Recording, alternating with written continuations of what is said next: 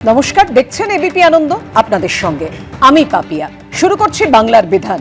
আর বাংলার বিধানে পাপিয়ার সঙ্গে আমি দেবস্মিতা। দেখুন, সুপ্রিম কোর্টের নির্দেশে আগামীকাল থেকেই এসআইআর এর চূড়ান্ত যাচাইয়ের কাজ শুরু করবেন জুডিশিয়াল অফিসাররা। তার আগে একেবারে প্রস্তুতি তুঙ্গে, কিন্তু কত নাম বাদ যেতে চলেছে তা নিয়ে এখনো তালিকা প্রকাশ করেনি কমিশন।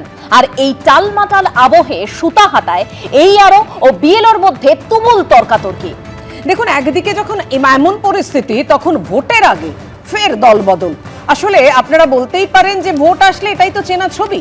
অন্যদিকে ভোটের আগে ফের উত্তপ্ত ভাঙড় এবং মিনাখাও। এই সমস্ত পরিস্থিতির দিকে আমরা নজর রাখবো এবং সেই সঙ্গে আলোচনাও করব। স্টুডিওতে আমাদের সঙ্গে অতিথিরা রয়েছেন, কিন্তু শুরুতেই যে কথা বলছিলাম যে আগামীকাল নজর রয়েছে এসআইআর প্রক্রিয়ায় অংশ নেবেন যে জুডিশিয়াল অফিসাররা, যাচাইয়ের পর্ব যে শুরু হবে সেই দিকে। তার আগে এদিন দিনভর কি প্রস্তুতি চললো, তৎপরতা চললো, দফায় দফায় বৈঠক হলো, আসুন দেখে। প্রস্তুতি প্রায় সারা। সুপ্রিম কোর্টের নির্দেশ মেনে সোমবার থেকে এসআইআর প্রক্রিয়ার চূড়ান্ত যাচাই পর্ব শুরু করতে চলেছেন কলকাতা হাইকোর্টের প্রধান বিচারপতি নিযুক্ত জুডিশিয়াল অফিসার, অর্থাৎ জেলা ও অন্যান্য আদালতের বিচারকরা। তার আগে এদিন সকাল থেকেই তৎপরতা ছিল তুঙ্গে। রবিবার নির্বাচন কমিশনের তরফে পর্যবেক্ষক ও মাইক্রো অবজারভারদের সঙ্গে বিচারকদের একাংশের বৈঠক হয় কলকাতার টি বোর্ডের অফিসে। নগর দায়রা আদালতের মুখ্য বিচারক, সিবিআই আদালতের বিচারক সহ একাধিক বিচারক তাতে অংশ নেন। প্রায় 2 ঘন্টা বৈঠক হয়। নির্বাচন কমিশন সূত্রে খবর, মূলত কোন কোন নথি এবং কোন প্রক্রিয়ার ভিত্তিতে চূড়ান্ত এই যাচাই পর্ব চলবে তা নিয়ে আলোচনা হয়। আপনাদের মিটিং আপনারা সবাই ছিলেন তো? হ্যাঁ, সবাই ছিলেন। সকালেই বৈঠক হয়ে যাওয়ার পর বিকেলে হাইকোর্টের প্রধান বিচারপতি সুজয় পালের নেতৃত্বে নির্বাচন কমিশনের স্পেশাল রোল অবজারভার মুখ্য সচিব নন্দিনী চক্রবর্তী, ডিজিপি পীযূষ পান্ডে, কলকাতার পুলিশ কমিশনার সুপ্রতিম সরকাররা ফের এক দফা বৈঠকে বসেন। সূত্রের খবর, অনলাইনে জেলা বিচারকদের ভার্চুয়াল প্রশিক্ষণও দেওয়া হয়। লজিক্যাল ডিসক্রিপেন্সির তালিকায় আরও যে আপত্তির দাবি দেওয়া আছে তার চূড়ান্ত নিষ্পত্তি করবেন বর্তমান এবং প্রাক্তন জুডিশিয়াল অফিসাররা, অর্থাৎ বর্তমান বিচারক এবং অবসরপ্রাপ্ত অতিরিক্ত জেলা বিচারকরা। প্রতি জেলায় এমন কয়েকজন করে আধিকারিক নিয়োগ করবেন কলকাতা হাইকোর্টের বিচারপতি। রাজ্য সরকার ও নির্বাচন কমিশনের সংঘাতে কার্যত হতাশ হয়ে শুক্রবার এই রায় দেয় সুপ্রিম কোর্ট। সর্বোচ্চ আদালতের এই নির্দেশের পর শনিবার সংশ্লিষ্ট সকল পক্ষকে নিয়ে বৈঠক করেন হাইকোর্টের প্রধান বিচারপতি সুজয় পাল। বৈঠকের পর শনিবার রাতেই এসআইআর নিষ্পত্তিতে বিচারকদের তালিকা প্রকাশ করা হয় হাইকোর্টের তরফে।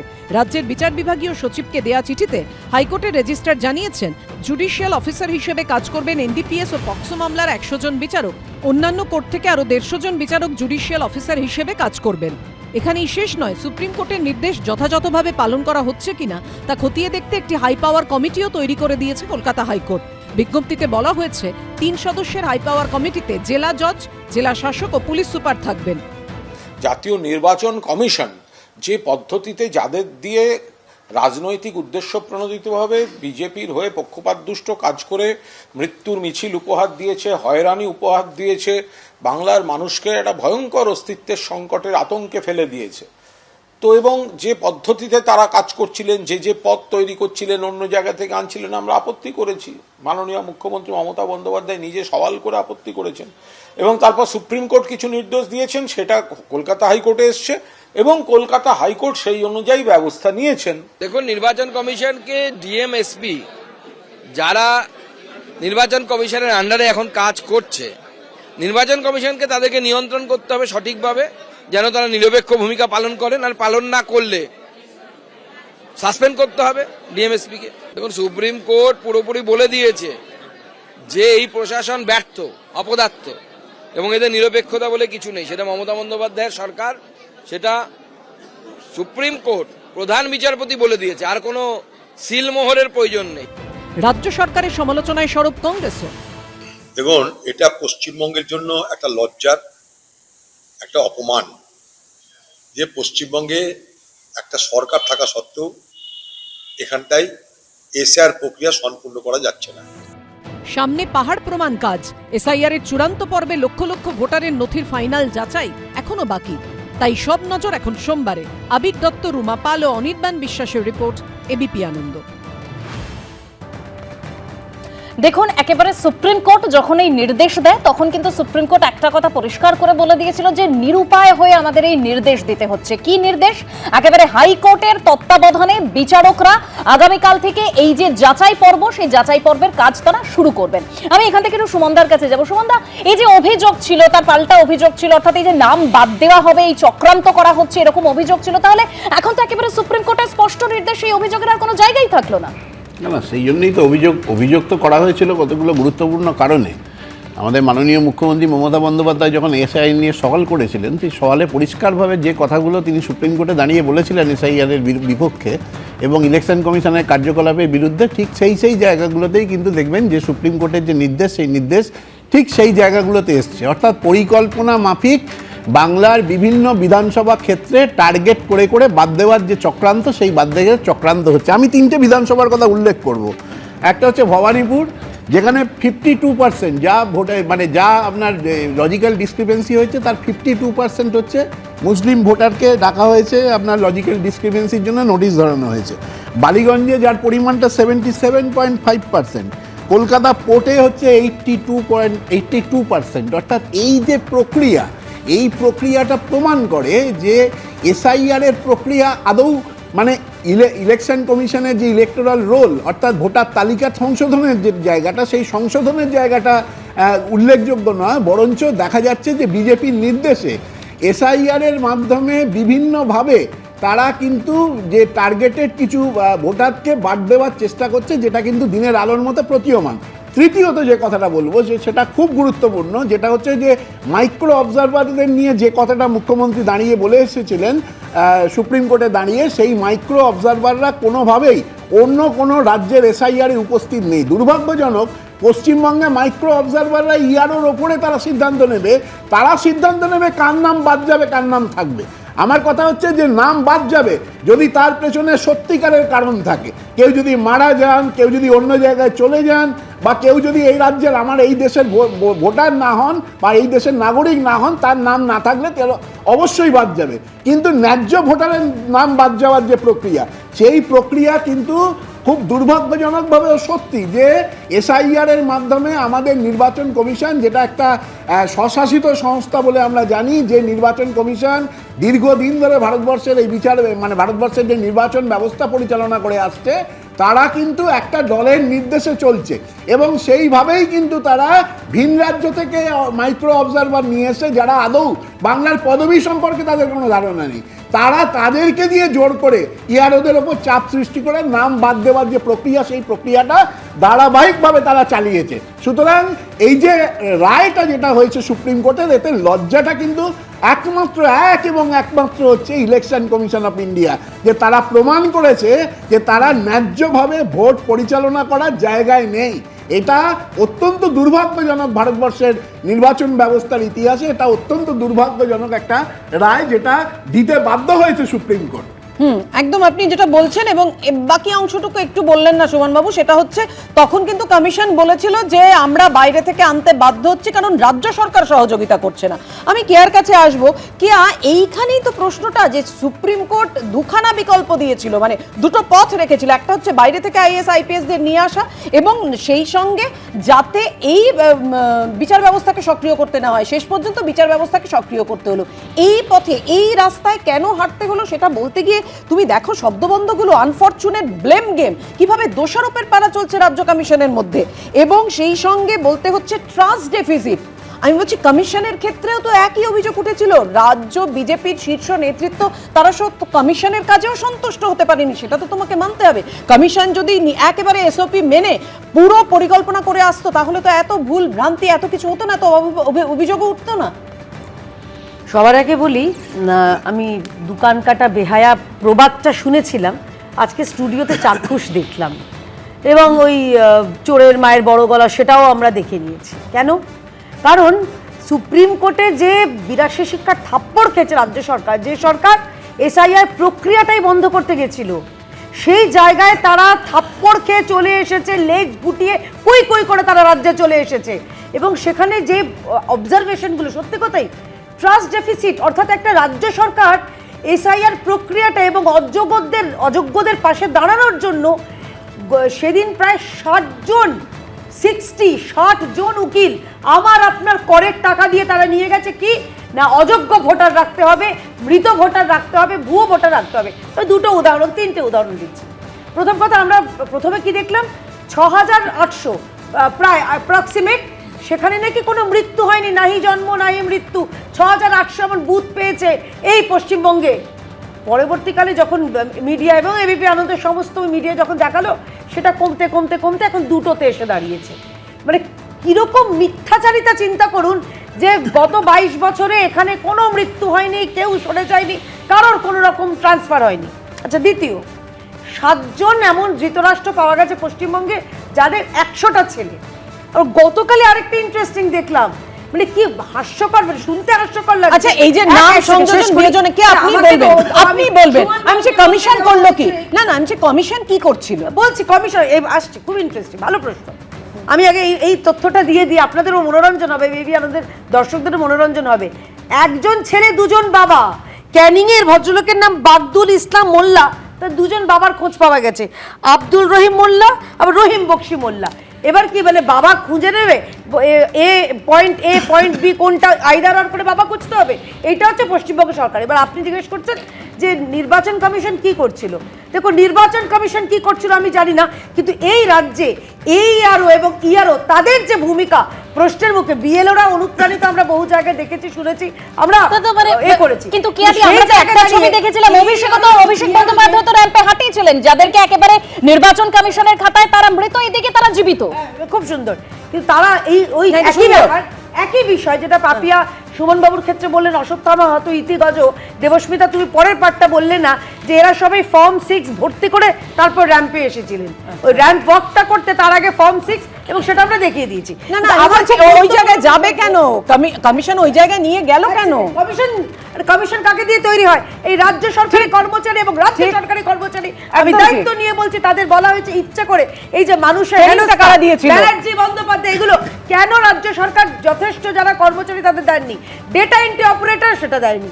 এরা প্রতি পদে চেয়েছিল যাতে অসুবিধা হয়, মানুষ যাতে বীতশ্রদ্ধ হয়। আর তাই আমি শেষে একটা কথা বলবো, এই যতগুলো মানুষ মারা গেছে বা এই মৃত্যুগুলো দেখানো হচ্ছে SIR এর কারণে, এই সমস্ত মানুষ ওই আনন্দপুরে যেরকম মৃত্যুর জন্য দায়ী হচ্ছে মমতা বন্দ্যোপাধ্যায়, এই SIR এ যতগুলো মৃত্যু তার জন্য দায়ী এক এবং একমাত্র মমতা বন্দ্যোপাধ্যায়। আমি এবার মধুজার কাছে আসবো। মধুজা, এই অভিযোগ, পাল্টা অভিযোগ, বিশ্বাস অবিশ্বাসের জায়গা সমস্ত কিছু এবার কেটে গেল, আমরা এবার একদম একটা সুষ্ঠু ভোটার তালিকা পাবো। সত্যি কি সুষ্ঠু ভোটার তালিকা আমরা পাবো? 28 তারিখ যে ভোটার তালিকাটা প্রকাশিত হবে সেটা আসলে খণ্ডিত ভোটার তালিকা, সেটা খণ্ডিত ভোটার তালিকা। এবং এখানে অপশন রাখতে বলা হয়েছে যে যদি এরকমটা হয় যে আরো বাড়তি কিছু নাম যোগ করার বিষয় থাকে, সেটা তাহলে পরে করতে হবে, সুপ্রিম কোর্টই বলে দিয়েছে। এবং আমার কথা হচ্ছে যে এই যে আজকে দাঁড়িয়ে এই যে সুমনবাবু বলে গেলেন এতক্ষণ মমতা ব্যানার্জির সওয়াল, দুটো কথা খুব মানে সুন্দর করে এড়িয়ে গেলেন। মামলাটা করেছিলেন মুক্তারি বানু, যেই মামলাটা হয়েছিল সে মামলাটা করেছিলেন মুক্তারি বানু, 1 নভেম্বর মাসে মামলা হয়েছিল। 2 নম্বর কথা হচ্ছে, SIR নিয়ে শুরু থেকে যে পদ্ধতিতে হচ্ছে, আমরা প্রথম থেকে বলে এসেছি কমিশন রেডি নয়, কমিশন আনরেডি অবস্থায় এসছে, একেবারে আনপ্রিপেয়ার্ড অবস্থায় এসছে আমাদের এখানে SIR করতে। তামিলনাড়ু, কেরালা অনেকগুলো বিষয় নিয়ে আপত্তির জায়গা ছিল, তারা মামলা করেছে, রাজ্য সরকার মামলা করেছে। একদম বিধানসভার অধিবেশন ডেকে কেরালায় হচ্ছে যে সর্বসম্মতভাবে করে নিয়ে, ওখানে সর্বদলীয় সহমত নিয়ে ওখানে মামলা হয়েছে। আমার রাজ্যের সরকার কি করেছে? উল্টে দাঁড়িয়ে আমার রাজ্যের সরকার আমরা দেখেছি, যখন দাঁড়িয়ে বলল যে স্টাফ দিতে হবে, তখন একটা তালিকা ধরালো সুপ্রিম কোর্টে। কি তালিকা ধরালো? যে তালিকা ধরালো, মানে যাদের নাম দিল সেই নাম দিয়ে তারা যে পদে কাজ করেন, সেই পদে কাজ করা লোকেদের দিয়ে ওই কাজ হয় না আসলে। যাদের নাম ধরালো তারা হচ্ছে যে পদে থাকলে পরে ওই কাজ করতে পারেন নির্বাচন কমিশনের, সে জায়গায় তারা নেই। আমরা দেখলাম আমাদের রাজ্যে একটা অদ্ভুত পরিস্থিতি তৈরি হয়েছে, যে পরিস্থিতিটা অন্য কোনো রাজ্যে তৈরি হয়নি। এক হচ্ছে যে এখানে যেদিন থেকে SIR প্রক্রিয়া শুরু হলো, একদল লোক বিজেপি তারা বলতে শুরু করলো এত নাম কাটবো, অত নাম কাটবো, এই রোহিঙ্গা ওই রোহিঙ্গা, শুরুর থেকে বলে দিতে শুরু করলো। এবং শুধু তাই নয়, রাজ্যের সরকার বললো SIR করতে দেব, একটা সংখ্যা রাজ্যের সরকার বললো SIR করতে দেব না। একদম পরিষ্কার বলে দিচ্ছে এসআইআর করতে দেব না। এই পরিস্থিতিতে দাঁড়িয়ে মুক্তারি বানু যে মামলা করেছিলেন তাতে আমাদের মূল কথা এটাই ছিল যে এভাবে নির্বাচন কমিশন কাজ করতে পারবে না, একটা বিচার বিভাগীয় কমিটি হওয়া দরকার, যে বিচার বিভাগীয় কমিটির আন্ডারে মনিটরিংয়ে গোটা এই প্রক্রিয়াটা হবে। এইটা হচ্ছে আমাদের কথা ছিল, এইটা আমরা আদায় করে আনতে পেরেছি ওখানে দাঁড়িয়ে, এই মামলাটায় দাঁড়িয়ে। এবং এখানে আমি একটা কথা খুব পরিষ্কার করে বলতে চাই, এই নির্বাচন কমিশনের আন্ডারে এসআইআর যেভাবে হচ্ছে, মানুষের হয়রানি যেভাবে বাড়ছে, 28 তারিখ যদি একজনও ন্যায্য ভোটারের নাম বাদ যায় তাহলে কিন্তু সিপিআইএম রাস্তায় আগুন জ্বালাবে। একদম, দেখুন যখন 28 তারিখের প্রসঙ্গ উঠলো, এই সব থেকে বড় যেটা প্রশ্ন যে এসআইআর এ কত নাম বাদ যাবে পশ্চিমবঙ্গে। 28শে ফেব্রুয়ারি রাজ্যের ভোটার তালিকা প্রকাশের আগে এখন এই প্রশ্ন ঘিরেই জল্পনা একেবারে চরমে পৌঁছেছে। খসড়া তালিকাতেই 58 লক্ষের বেশি নাম বাদ গিয়েছিল, আর কমিশন সূত্রে যা খবর, রবিবার বিকেল পর্যন্ত নাম বাদ যাওয়ার সম্ভাব্য সংখ্যা প্রায় 67.5 লক্ষের কাছাকাছি। এখনো 45 লক্ষের বেশি ভোটারের নথি যাচাইয়ের প্রক্রিয়া বাকি রয়েছে। দেখুন, বেনজির পরিস্থিতির উল্লেখ করে নজিরবিহীন নির্দেশ দিয়েছে সুপ্রিম কোর্ট। সর্বোচ্চ আদালতের নির্দেশে এসআইআর এর অন্তিম পর্বে তথ্য যাচাই, স্ক্রুটিনি এবং আবেদন ও অভিযোগের নিষ্পত্তি করতে সোমবার থেকে কাজ শুরু করছেন হাইকোর্টের প্রধান বিচারপতির নিয়োগ করা বিচারকরা। নির্বাচন কমিশন সূত্রে পাওয়া খবর অনুযায়ী শনিবার রাত পর্যন্ত প্রায় 45 লক্ষ ভোটারের নথি যাচাই এখনো বাকি রয়েছে। কমিশন সূত্রে দাবি, রবিবার এই সংখ্যা আরও বেড়ে গিয়েছে। সংখ্যা আরও বাড়বে বলেই মনে করছে কমিশন। সূত্রের খবর, জেলা ও বিধানসভা কেন্দ্র অনুযায়ী সেই তালিকা শীঘ্রই প্রকাশ করবে কমিশন। কিন্তু এখানে সবথেকে বড় প্রশ্ন হচ্ছে, শেষ পর্যন্ত পশ্চিমবঙ্গে এসআইআর এর কত ভোটারের নাম বাদ যাবে জানিয়ে দীর্ঘদিন ধরে চলছে রাজনৈতিক চর্চা। 1 কোটিরও বেশি নাম বাদ যাওয়া উচিত। একটাও ভোটারের নাম যেন বাদ না যায়। শেষ পর্যন্ত নাম বাদের সংখ্যাটা কততে গিয়ে দাঁড়াবে তা নিয়ে জল্পনার শেষ নেই। ইতিমধ্যে পশ্চিমবঙ্গে খসড়া ভোটার তালিকা থেকে 58 লক্ষের বেশি নাম বাদ গেছে। কমিশন সূত্রে খবর, এসআইআর এর শুনানি পর্বে অনুপস্থিত ছিলেন 5 লক্ষ ভোটার। নথি যাচাইয়ের পর এখনো পর্যন্ত অযোগ্য হিসেবে চিহ্নিত হয়েছেন আরও 4,44,970 জন। এদের সকলেরই নাম বাদ যাবে বলেই কমিশন সূত্রে দাবি। ফলে রবিবার পর্যন্ত নাম বাদের সংখ্যাটা গিয়ে দাঁড়াতে পারে প্রায় 67.5 লক্ষের কাছাকাছি। বিজেপি নেতারা বলল 1 কোটি 2 কোটি বাদ দেব, লাখ লাখ রোহিঙ্গা, এই সব মিথ্যা বলে প্রমাণ হচ্ছে। তো ফলে ওরা চাপ দিচ্ছে আরো বাড়াও, নাম কাটো, আরো বাড়াও। এবার কোর্টেরও নজরদারি চলে আসছে। ফলে বিজেপির দালালি করতে গিয়ে একটা মহা সমস্যায় পড়েছে এই কমিশন। নির্বাচন কমিশন সূত্রে খবর, এখনো 45 লক্ষের মতো ভোটারের নথি যাচাই করে সিদ্ধান্ত নেওয়া বাকি রয়েছে। সোমবার থেকে সুপ্রিম কোর্টের নির্দেশে যে কাজে যোগ দিচ্ছেন জুডিশিয়াল অফিসাররা। 28 তারিখে একটা ভোটার লিস্ট বেরোবে, তারপরে যারা সন্দেহজনক তাদের সাপ্লিমেন্ট লিস্টে নাম আসবে। কিন্তু সাপ্লিমেন্টারি লিস্টে নাম আসতে গেলে 3টা কাগজ দিতে হবে। আপনার ডোমিসাইল সার্টিফিকেট আপনাকে দেখাতে হবে, আপনার 18 বছর হয়ে গেছে আপনাকে দেখাতে হবে। বাংলাদেশের মুসলমান অনুপ্রবেশকারীরা এই কাগজ দেখাতে পারবে না, আর কোর্ট নিযুক্ত লোকেরা তথ্য এবং কাগজের বাইরে যাবে না। বিহারের পর পশ্চিমবঙ্গ সহ 12টি রাজ্য ও কেন্দ্রশাসিত অঞ্চলে ভোটার তালিকার বিশেষ সংশোধন শুরু করে নির্বাচন কমিশন। সেখানে পশ্চিমবঙ্গ, তামিলনাড়ু এবং উত্তরপ্রদেশ বাদে বাকি 9 রাজ্য ও কেন্দ্রশাসিত অঞ্চলে পূর্ণাঙ্গ ভোটার তালিকা প্রকাশ করে দিয়েছে নির্বাচন কমিশন। নির্বাচন কমিশনের প্রকাশ করা তথ্য অনুযায়ী শতাংশের বিচারে সবচেয়ে বেশি নাম বাদ গেছে বিজেপি শাসিত ছত্তিশগড়ে প্রায় 25 লক্ষ। বিজেপি শাসিত রাজস্থানে বাদ গেছে 31 লক্ষের বেশি নাম। আরেক বিজেপি শাসিত রাজ্য মধ্যপ্রদেশের সংখ্যাটা 34 লক্ষের বেশি। অন্যদিকে বাম শাসিত একমাত্র রাজ্য কেরলে সদ্য সমাপ্ত এসআইআর এ প্রায় 9 লক্ষ নাম বাদ গেছে। পশ্চিমবঙ্গে এসআইআর এর কাজ 95% শেষ হয়ে গেছে বলে শুক্রবারই সুপ্রিম কোর্টে জানিয়েছে নির্বাচন কমিশন। 28শে ফেব্রুয়ারি নির্ধারিত দিনেই প্রকাশিত হচ্ছে ভোটার লিস্ট। প্রয়োজনে পরে আরও একটি সাপ্লিমেন্টারি তালিকাও দিতে পারে কমিশন। রুমা পাল, সুদীপ্ত আচার্য ও রাজীব চৌধুরীর রিপোর্ট, এবিপি আনন্দ। কার কার নাম থাকছে, কে কে বাদ যাচ্ছে, দেখুন এখনো পর্যন্ত কিন্তু কমিশন সেই সঠিক সংখ্যাটা জানাতে পারেনি। আমি বিশ্বনাথদার কাছে এই পর্বে আসবো। বিশ্বনাথ দা, এখন অবধি মানে খসড়া তালিকা অনুযায়ী সংখ্যাটা 58 লক্ষের বেশি নাম বাদ গিয়েছিল খসড়া তালিকাতে। আর যদি এই দুটো সংখ্যার দিকেই নজর রাখি, 45 লক্ষের বেশি ভোটারের নথি যাচাইয়ের প্রক্রিয়া বাকি রয়েছে, যেটাই যাচাই পর্ব আগামীকাল থেকে শুরু হবে। তো সেক্ষেত্রে তো প্রায় 1.5 কোটির কাছাকাছি পৌঁছে যাচ্ছে সংখ্যাটা, যা নিয়ে রাজনৈতিক তরজা তো একেবারে চরমে পৌঁছে গিয়েছিল। কেউ বলছে 1 কোটি, কেউ বলছে 1.5 কোটি, কেউ বলছে 2 কোটি। আমি বলছি কত নজির থেকে যাচ্ছে রাজ্য সরকারের চূড়ান্ত অসহযোগিতা। বিজেপি যেটা বারবার বলছে, কমিশন বলছে, আবার কমিশন কেন প্রকল্প তৈরি হয়ে আসেনি, এই অভিযোগও থেকে যাচ্ছে। আদতে হচ্ছেটা কি? দেখো, মানে পশ্চিমবাংলার বাইরে যে সমস্ত রাজ্যগুলোতে এসআইআর একই সাথে শুরু হয়েছিল, তাদের মধ্যে অধিকাংশ রাজ্যেই কিন্তু এসআইআর এর চূড়ান্ত ভোটার তালিকা প্রকাশিত হয়েছে।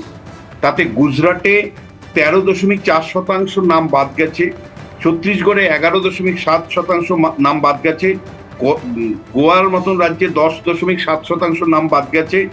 আবার অন্যদিকে পশ্চিমবাংলাতে এখন পর্যন্ত বাদ গেছে খসড়া ভোটার তালিকা যদি ধরো তাহলে 7.6%, অর্থাৎ অনেক কম। আর তামিলনাড়ু, যেখানে মানে বিজেপি অবিজেপি শাসিত রাজ্য, সেখানে 15% মতন নাম বাদ যাওয়ার সম্ভাবনা।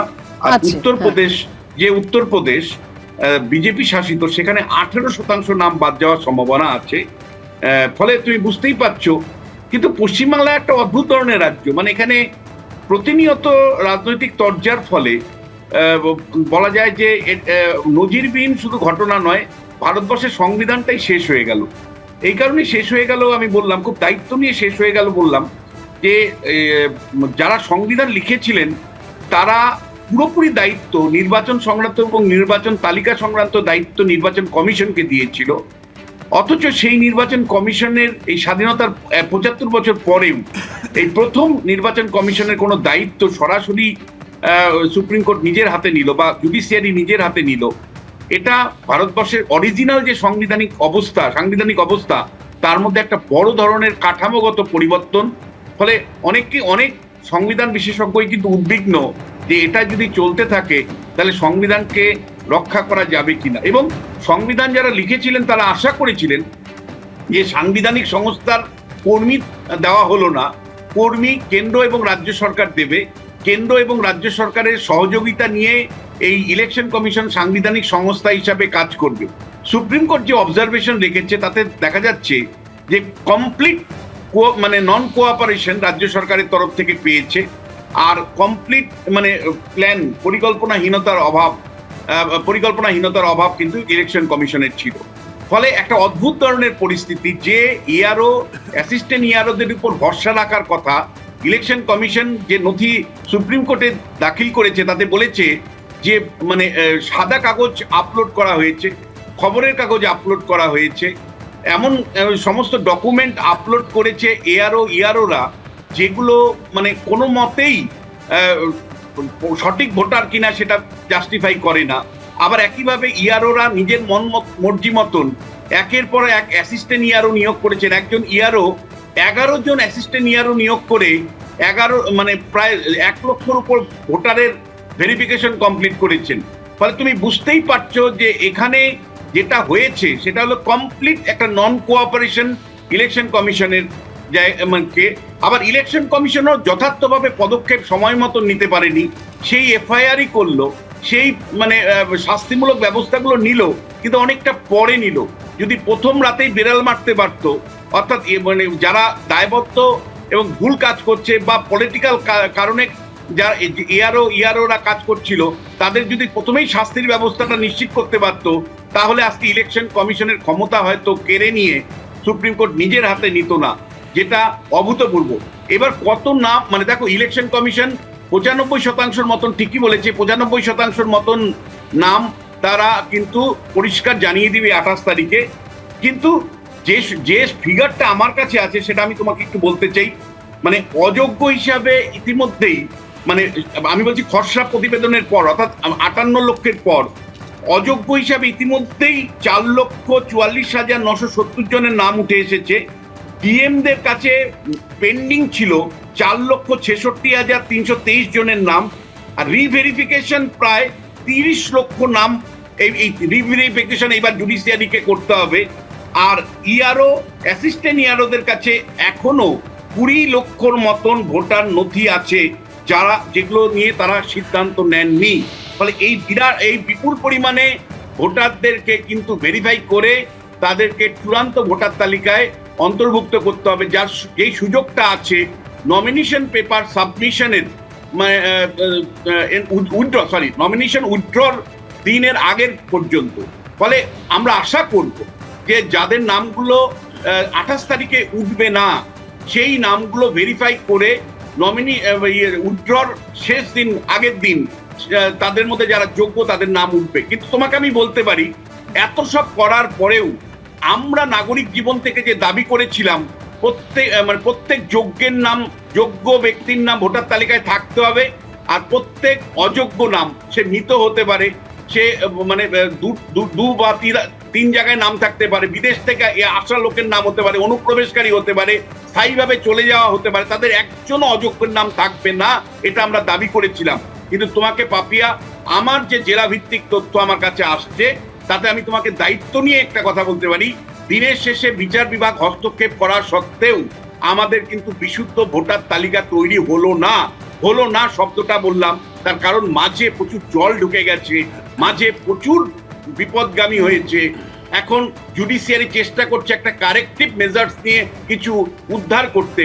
শেষ পর্যন্ত হবে কতটুকু হবে সেটা তো সময় বলবে, কিন্তু আপাতত তোমায় বলতে চাই যে একজন নাগরিক হিসেবে আমরা চেয়েছিলাম যারা বিশুদ্ধ ভোটার তালিকা সেটা একদম বিশ্বনাথ দা ঠিক যে কথা বলছেন, একজন নাগরিক হিসেবে আমরা এই মুহূর্তে দাঁড়িয়ে আশাবাদী, একদম সুপ্রিম কোর্ট যা নির্দেশ দিয়েছে তারপর আমরা একটা সুষ্ঠু ভোটার তালিকা পেতে চলেছি।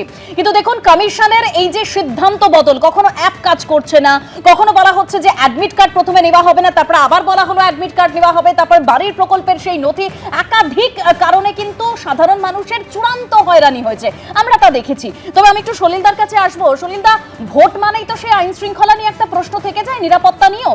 দেখুন সুপ্রিম কোর্টও কিন্তু আগের দিন একেবারে ডিজিপিকে কড়া হুঁশিয়ারি দিয়েছে বলা যেতে পারে, কারণ এসআইআর প্রক্রিয়া চলাকালীন বিডিও অফিসগুলিতে কিভাবে তাণ্ডব চলেছে আমরা জানি। আর এর মধ্যে আগামীকাল আবার বৈঠক রয়েছে সেন্ট্রাল ফোর্স নিয়ে, 1 মার্চ থেকে সেন্ট্রাল ফোর্স আসছে। সেখানে আমি একটু একটা বিষয় যোগ করতে চাইবো যে এই প্রসঙ্গে রাজ্যের মুখ্য নির্বাচনী আধিকারিক তিনি মন্তব্য করছেন যে এখন আইন শৃঙ্খলা রাজ্য সরকারের অধীনে, তবে নির্বাচনের সময় যেখানে যে দাওয়াই তা যা লাগবে তা দেওয়া হবে।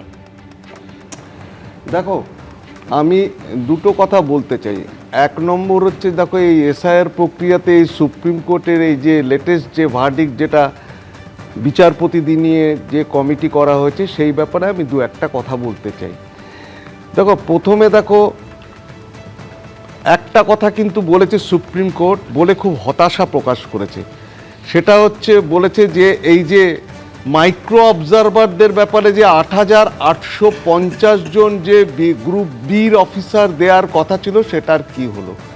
বললো সেটা তখন কপিল সিব্বল বা রাজ্য সরকারের যে আইনজীবী বললেন যে না দেখুন ওটা নিয়ে ভাবনা চিন্তা করা হচ্ছে।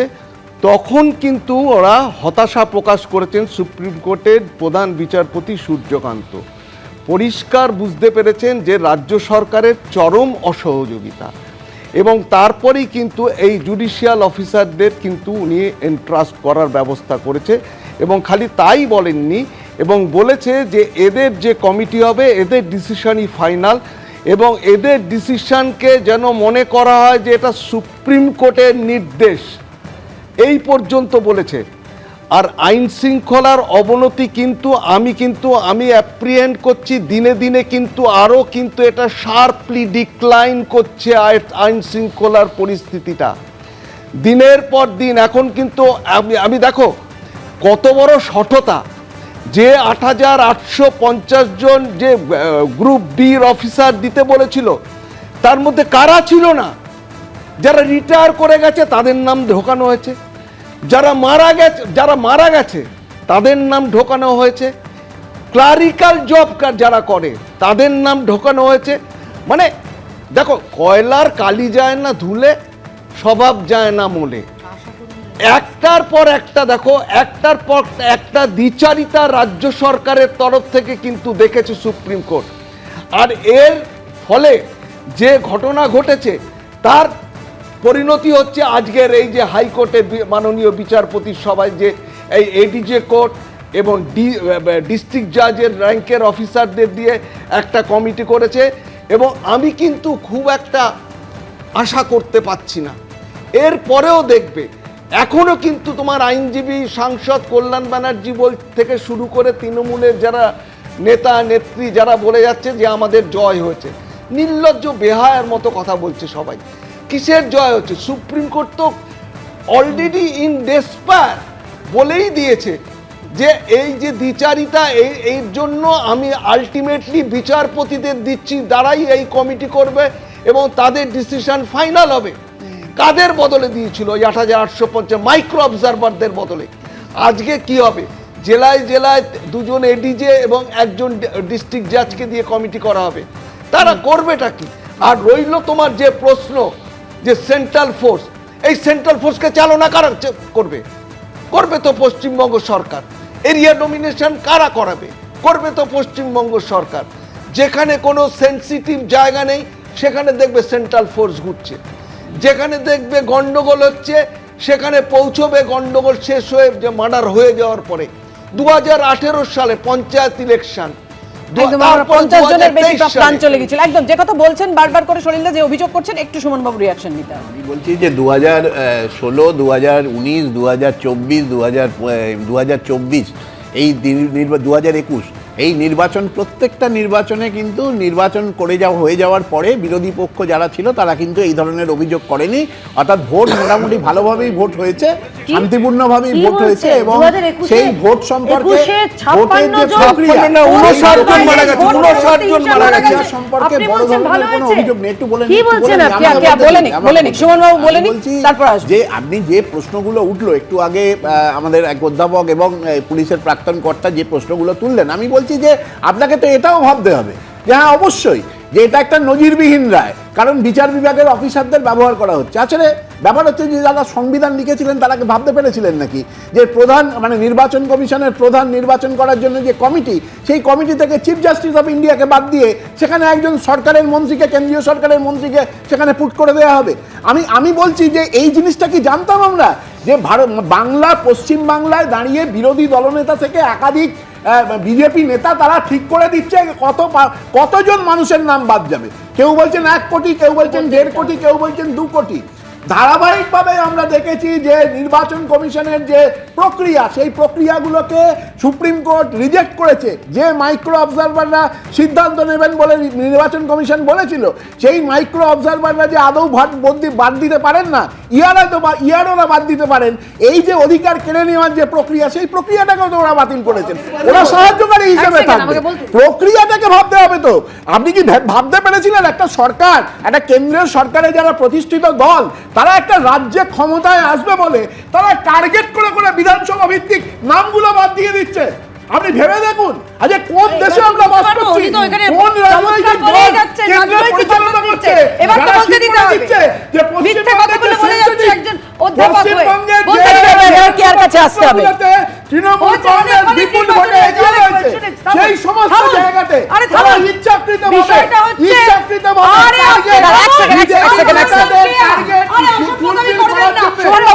বলেছেন, এবার কে উত্তর দিতে হবে? এই কারণে সুপ্রিম কোর্ট বাধ্য হয়েছে এই রায় দিতে। মুখ লুকোচ্ছে। বিষয়টা হচ্ছে কত রকম ভাবে সত্য অপলাপ হচ্ছে। ইনি যিনি অধ্যাপক, সে জানি না কিসের অধ্যাপক, কোন কলেজে পড়ান, কিন্তু এরা ছাত্রছাত্রীরা পর্যন্ত লজ্জা পাবে এরা মিথ্যে শুনে। মিথ্যে নম্বর 1, উনি বলছেন যে এই ভাবতে পারেনি যে বিশ্বাসযোগ্যতার। আমি বলছি যে মাননীয় সুপ্রিম কোর্টের অবজারভেশনে সত্যি কথাই তো, যারা সংবিধান লিখেছিলেন তারা ভাবতে পারেনি এরকম একটা চোরের দল আসবে যারা প্রতিপদে মিথ্যাচারিতা করবে, প্রতিপদে মিথ্যা করবে। এবং তার উৎকৃষ্ট উদাহরণ কি? পাপিয়া দেবস্মিতা। মাননীয় সুপ্রিম কোর্ট বলে দিয়েছে ডিএ দিতে হবে, তারা বলে দিয়েছে আমরা কমিটি গঠন করে দিচ্ছি। এখনো বলছে ইমিডিয়েটলির মানেটা কি, সত্তর দিতে হবে তার মানেটা, সংজ্ঞাটা কি? আমি আবার একটা কমিটি করেছি, সুমন থেকে দেওয়া সাক্ষাৎকারী মুখ্যমন্ত্রী বলেছেন যে কমিটি করেছে সুপ্রিম কোর্ট, তার উপর কমিটি। কত মিথ্যাচারিত ভাবতে পারছেন? আচ্ছা, পয়েন্ট নাম্বার 2, উনি বলছেন কি না এই রাজ্যের টার্গেট করে করে কেয়াদি কোর্ট নির্দেশ দিয়েছিল 100 দিনের টাকা দেওয়ার জন্য, তাও তো কেন্দ্র টাকা দিচ্ছে না। আরে সুমন বাবু এক সেকেন্ড দাঁড়ান, আমি একটু উত্তর সুমন বাবু মানে কোর্টকে তাহলে কে মানছে? কেয়াদি, এটাও তো প্রশ্ন। আপনি যেরকম ডি এর প্রসঙ্গটা তুললেন, তো এটাও তো মানতে হবে কোর্ট তো নির্দেশ দিয়েছিল 100 দিনের টাকা দেওয়ার জন্য, কেন্দ্র তো টাকা দিচ্ছে না। আরে কেন কেন আউট অফ সিলেবাস হবে? মিথ্যাচারিতে চোর ওই সময় চোর, এই সময় চোর, মিথ্যাবাদী তো ওই সময় মিথ্যাবাদী, এই সময় মিথ্যাবাদী। আচ্ছা আরে আপনি সিলেবাস দিয়ে রাষ্ট্র নিতে হচ্ছে আপনি ঠিক করে দেবেন, আমি আরে কি আশ্চর্য বলবো? কথা, ভাবুন, এটাই তো ভিডিও বলছি। মিথ্যা কথাটা বলে চোরের দিচ্ছি। মায়ের বড় উনি গলা বলছেন কারে? কি? উনি কি চোরের বলছেন? মায়ের বড় গলার কথা টার্গেট করে বলছেন। করে সংখ্যা বলে সুপ্রিম দেওয়া কোর্ট কি হচ্ছে। বলেছে শুনেছেন? আসলে উনি তো অরুণাচল তৎকালীন প্রদেশের তৃণমূল। উনি তো প্রদেশের তৎকালীন বিজেপি তৃণমূল, জানেন না? মুখ্যমন্ত্রী পেমা বর্তমান খান্ডু সুপ্রিমো, তার পরিবার বর্তমান এবং মুখ্যমন্ত্রী পরিবারের সদস্যরা 1270 কোটি টাকার সরকারি অর্ডার নিয়েছে। আজকে বড় কথা বলছে, দেখুন, শুরু থেকে আমরা বলে এসেছি যে এসআইআর এ একজনও যেন অবৈধ ভোটার না থাকে, একটা সুষ্ঠু ভোটার তালিকা তৈরি হবে যেখানে বৈধ ভোটাররা থাকবে, এবং সুপ্রিম কোর্ট সেই নির্দেশ দিয়েছে এসআইআর হবেই এবং সেটা মসৃণ ভাবে করতে হবে, যে কারণে বিচার বিভাগকে সক্রিয় করে দিয়েছেন। এবার দেখুন, এই এসআইআর আবহের মধ্যে যে ছবি, সুতাহাটার ছবি আপনাদের সামনে রাখবো, ভিডিও অফিসে চরম উত্তেজনা, প্রকাশ্যে এসেছে ভাইরাল ভিডিও, দেখুন। তুমুল তর্কাতর্কি, আঙুল উঁচিয়ে একে অপরকে শাসানি। ভোটার তালিকায় নাম তোলার নথি বাতিলকে কেন্দ্র করে এভাবেই উত্তেজনা ছড়ালো পূর্ব মেদিনীপুরের সুতাহাটা বিডিও অফিসে। ভাইরাল হয়েছে সেই সময়ের ভিডিও।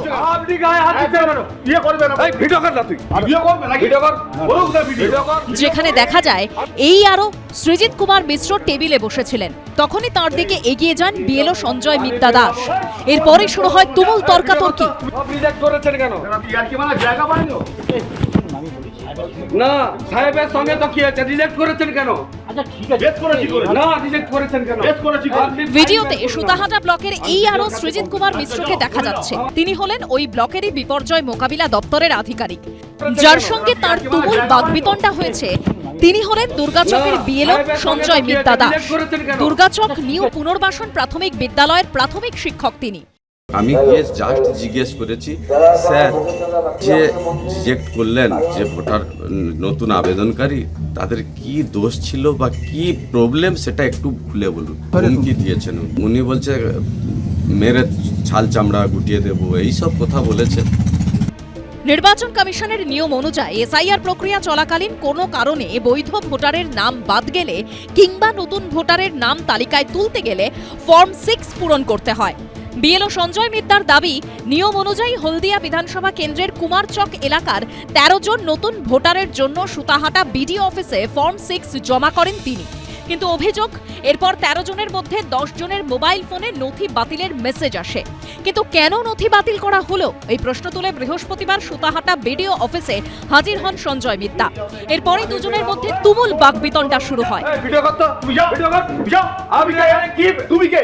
আমি ভিডিওর কাছে কমপ্লেন করব। আচ্ছা যাও, চলে যাও, আমার ফাইল বের করো, ভিডিওর কাছে কমপ্লেন করকে যাও। দরকার পড়ে আমি যত দূর যাই যাব, আপনার এগেইনস্টে। এ নিয়ে এই আরোর দাবি, এসআইআর প্রক্রিয়ায় দিনরাত এক করে চলছে কাজ। এই আবহে হঠাৎ করে জবাবদিহি চাইতে আসেন বিএলও। সেই সময় কিছু উত্তপ্ত বাক্য বিনিময় হয়ে থাকলেও পরে বিষয়টি মিটে গেছে। এই বাদ প্রসঙ্গটা কি? যদি কেউ মারা গিয়ে থাকেন, নেই, স্থানান্তরিত হয়েছেন, অন্য জায়গায় নাম তুলেছেন, তাদের নাম বাদ যেতে পারে, আমাদের কোনো বক্তব্য নেই। কিন্তু বৈধ ভোটারের নাম বাদ গেছে আর কেউ যদি জিজ্ঞাসা করে যে আপনি বৈধ ভোটারের নাম কাটছেন কেন, তখন বলবে তখন যে বেশ করেছি, এটা কোনো উত্তর হলো? এইসব গুন্ডামি করে বাংলা যেতে যাবে না। প্রথম থেকে দেখতে পাচ্ছি আমাদের রাজ্যের যিনি মুখ্যমন্ত্রী, এবারে চাননি তিনি বাংলায় এসআইআর হোক, যে কারণে তিনি বিএলওদের শুধু ভুল বোঝাননি, সাধারণ মানুষের মধ্যে এই ভুল ভ্রান্তি তৈরি করছেন। এই ইস্যুতে আবার বিজেপি ও তৃণমূলকে একযোগে নিশানা করেছে সিপিএম। দেখুন, প্রথমে এসআইআর এর নাম করে মানুষের মধ্যে তৃণমূল বিজেপি একটা আতঙ্কের সৃষ্টি করেছে। এখন তৃণমূল কংগ্রেস তার স্থানীয় প্রশাসনকে ব্যবহার করে তাদের কার্যসিদ্ধি করতে চাইছে, আর বিজেপি নির্বাচন কমিশনকে ব্যবহার করে তাদের কার্যসিদ্ধি করতে চাইছে। তারই প্রতিফলন বিএলওদের উপর পড়ছে। সব মিলিয়ে ভোটমুখী রাজ্যে বিএলও বনাম এই আরোর এই ঘটনায় রাজ্য রাজনীতিতে নতুন করে চড়ছে পারদ। বিজন চক্রবর্তী, অনির্বাণ বিশ্বাসের রিপোর্ট, এবিপি আনন্দ। এসআইআরটা তো সাধারণ মানুষকে নিয়ে, সুতরাং কি কি আমরা দেখলাম দেখুন একের পর এক ঘটনা এই এসআইআর কে কেন্দ্র করেই হলো। কখনো বিডিও অফিসে ভাঙচুর হলো, কখনো শুনানি কেন্দ্রে ভাঙচুর হলো, মাইক্রো অবজারভারকে চড় মারা হলো, রোল অবজারভারের গাড়িতে হামলার ঘটনা ঘটলো, ভাঙচুর হলো। আমি রাজাগোপাল বাবুর কাছে আসবো। রাজাগোপাল বাবু, যাদের হাতে এই কে অযোগ্য কে যোগ্য তা বাছার ভার, এই আরো বিএলও, তারা নিজেদের মধ্যে দ্বন্দ্ব করছেন, হাতাহাতির পরিস্থিতি তৈরি হচ্ছে, কি বার্তা যাচ্ছে সমাজের কাছে? দেখুন মানে আমি এই ওরা বলছে মিটমাট হয়ে গেছে, ওই ইস্যু নিয়ে আমি আর কিছু কথা বলবো না। তবে নির্বাচন কমিশনকে আমি কতগুলো ওদেরই ইতিহাস স্মরণ করিয়ে দিতে চাইছি। 1993 জয়ললিতা তখন তামিলনাড়ুর একেবারে মানে একচ্ছত্রী নেত্রী একেবারে, হ্যাঁ, তিনি রানীপেটে একটা জায়গায় বাই ইলেকশন হওয়ার কথা ছিল। ইলেকশন কমিশন বলছে যে আমার সিআরপিএফকে ঢুকতে দিতে হবে। উনি বললেন না, কোনো কারুক বাইরের লোককে ঢুকতে দেবো না। উনি বলে দিলেন, টিএন সেশন বলে দিলেন, যদি ইলেকশন কমিশনের নির্দেশ না মানো কোনো ইলেকশন হবে না। ব্যাস, বুঝেছেন? সবাই বুঝে গেল ইলেকশন কমিশনের কী ক্ষমতা। 1995 লালু প্রসাদ যাদব বিহারে বললেন যে আমি এপিক কার্ড, ওই সব পয়সা নেই, এপিক কার্ড লোক দেখানো ব্যাপারে সব করতে পারবো না। ইলেকশন কমিশন নির্বাচন পিছিয়ে দিল, বুঝেছেন? তারপরে সব ঠান্ডা হয়ে গেল। নির্বাচন কমিশনকে তার কিন্তু ক্ষমতাটা দেখাতে হবে। নির্বাচন কমিশন কীভাবে নির্বাচন কমিশনে কারা আসবেন সংবিধানে লেখা ছিল না। তার ফলে প্রধানমন্ত্রী আমাদের নেহরু কিন্তু ঠিক করেছিলেন প্রথম ওই নির্বাচন কমিশনার কে হবে। টিএন সেশন যার কথা বললাম তাকে চন্দ্রশেখর ঠিক করেছিলেন, তখন ল মন্ত্রী ছিলেন সুব্রমণিয়াম স্বামী, তাদের সঙ্গে কথা বলে সুপ্রিম কোর্টের যখন বিতর্ক হয় সুপ্রিম কোর্ট বলে আমাদের চিফ জাস্টিসকে রাখতে হবে, তোমরা আইন করে নাও, তারপর সব পাল্টে যাবে। তারপর আইন পাল্টেছে। যাই হোক, এই নিয়ে আমি কোনো বিতর্কে থাকতে চাই না। কিন্তু যেটা ব্যাপারটা হচ্ছে নির্বাচন কমিশন আমার যতদূর মনে পড়ছে 1982 সালে পশ্চিমবঙ্গের নির্বাচনের সময়, বুঝেছেন, কংগ্রেস তখন বলেছিল যে নির্বাচন ইলেকট্রাল লিস্টের নানান কারচুপি আছে।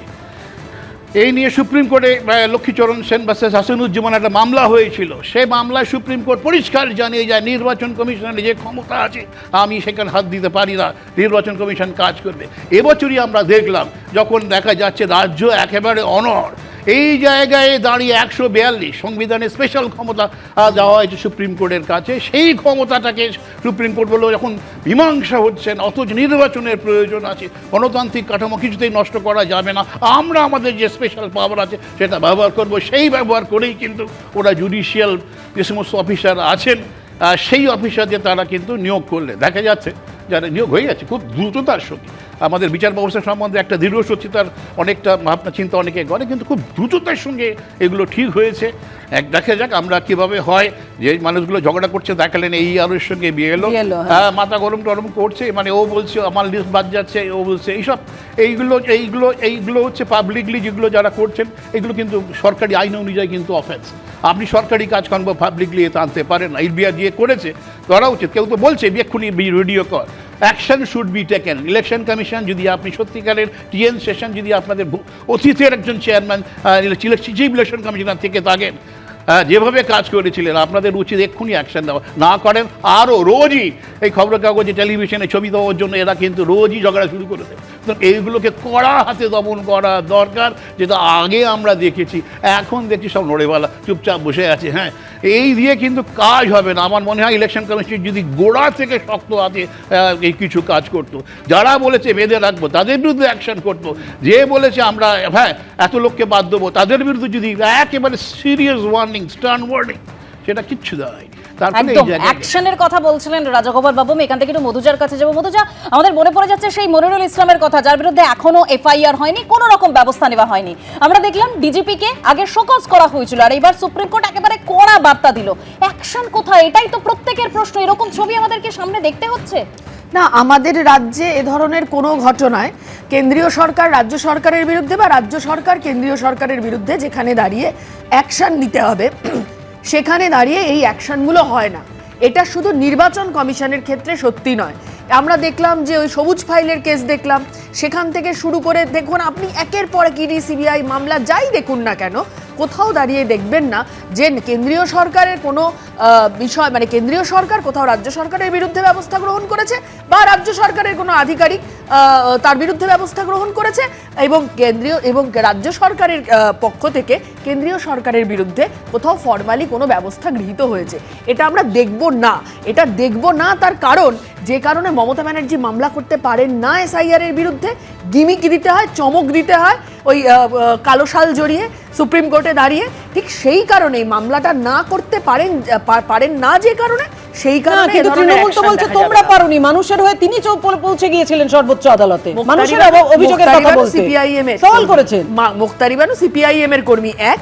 দুই, মমতা ব্যানার্জি গেছিলেন ওখানে একজন অ্যাপ্লিকেন্ট হিসেবে, মূল মামলাটা মুক্তারি বানুর ছিল, পিটিশনার, হ্যাঁ পিটিশনার হিসেবে গেছিলেন, এবং সেখানে দাঁড়িয়ে তিনি কিছু কথা বলেছেন। বিচারপতি খুব সুন্দরভাবে তাকে বলেছেন যে আপনার লয়াররা আছে, আপনি তাদেরকে বলতে দিন। আমরা দেখেছি গিমিকের রাজনীতি করেছেন উনি, ফলে এই ধরনের ব্যবস্থা গৃহীত হবে না আমাদের রাজ্যে দাঁড়িয়ে, এটাই বাস্তব। এবিপি আনন্দ, এগিয়ে থাকে, এগিয়ে রাখে।